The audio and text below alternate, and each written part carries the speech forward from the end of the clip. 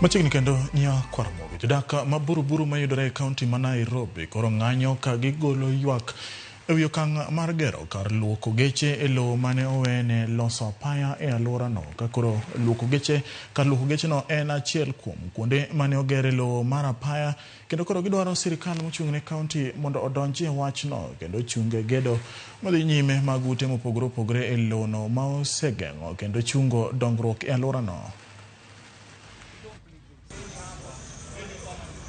Now, we have been faced with a lot of problems, illegal structures all over.